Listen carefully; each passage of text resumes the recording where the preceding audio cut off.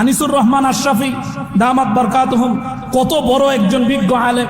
হুজুর যখন এই আর্জেন্টিনা আর ব্রাজিলদের নিয়ে কথা বলতেছেন, এই ফেসবুকে হুজুরকে যে পরিমাণ গালি গালাজ, অকথ্য গালি গালাজ। তোমার কাছে মোবাইল আছে, কমেন্টস করার মতো তোমার হাতে আঙ্গুলও আছে, তুমি বলতেছো, লিখতেছো, কার বিরুদ্ধে লিখতেছো? যে আলেমের বিরুদ্ধে তুমি লিখতেছো, এই আলেম শেষ রাত্রে নামাজ পড়া, নামাজের বিশ্রায় তোমার জন্য, তোমার দাদার জন্য, তোমার মায়ের জন্য, এই দেশের জন্য দোয়া করে। যেই দিন ফিলিপাইনের এই ভূমিকম্প হলো, এই আযাব আমাদের দেশে দিয়েন না।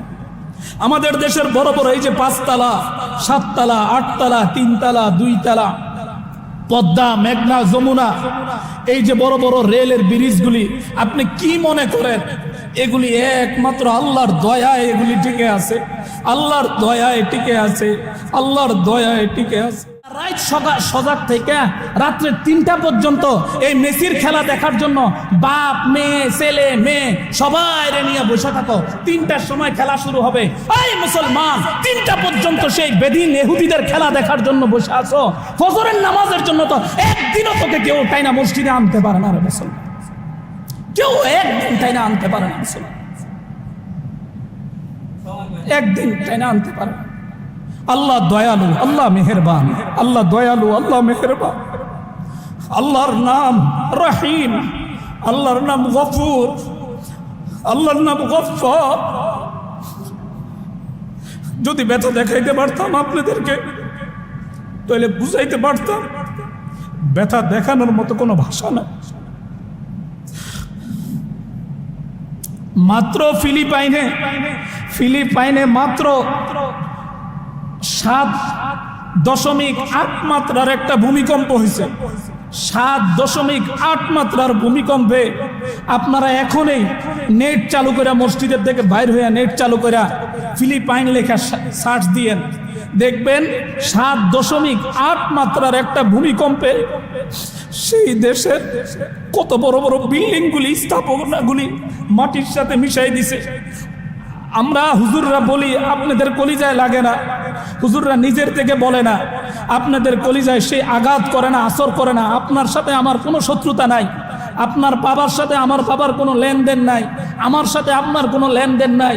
কিন্তু মুহতারাম হাজিরিন, আমরা দরদে, আল্লাহর রসুল যে দরদ, আল্লাহর রসুল যে মায়া নিয়ে দুনিয়াতে আসছে, সেই আল্লাহ রসুলের ইলমের উত্তরাধিকারী হলো আলেমরা।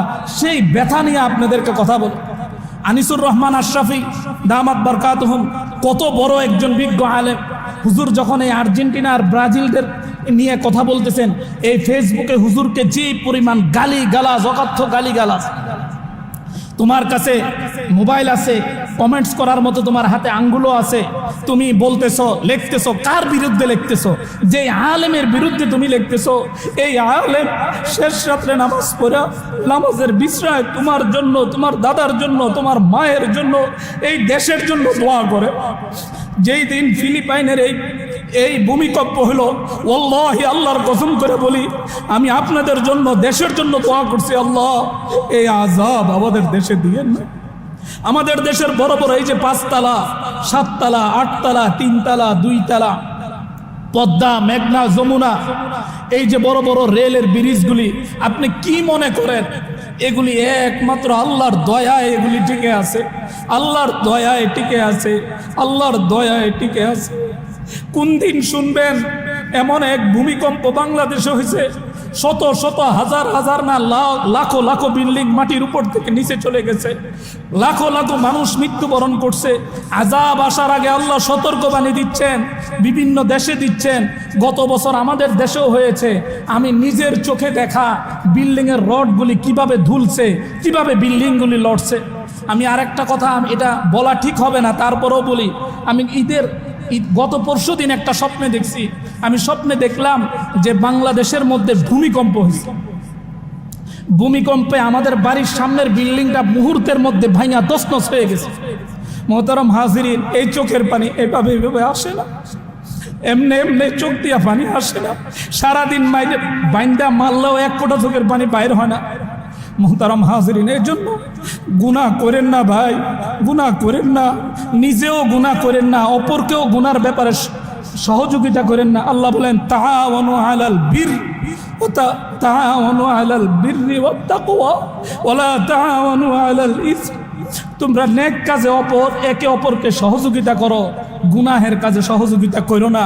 আল্লাহ বলে এই যে পরিমাণ গুনাহ করছে চিন্তা করেন, ফজরের নামাজ নাই, জোহরের নামাজ নাই, আসরের নামাজ নাই, মাগরিবের নামাজ নাই, এশারের নামাজ নাই, নামাজ ছেড়ে দিছে।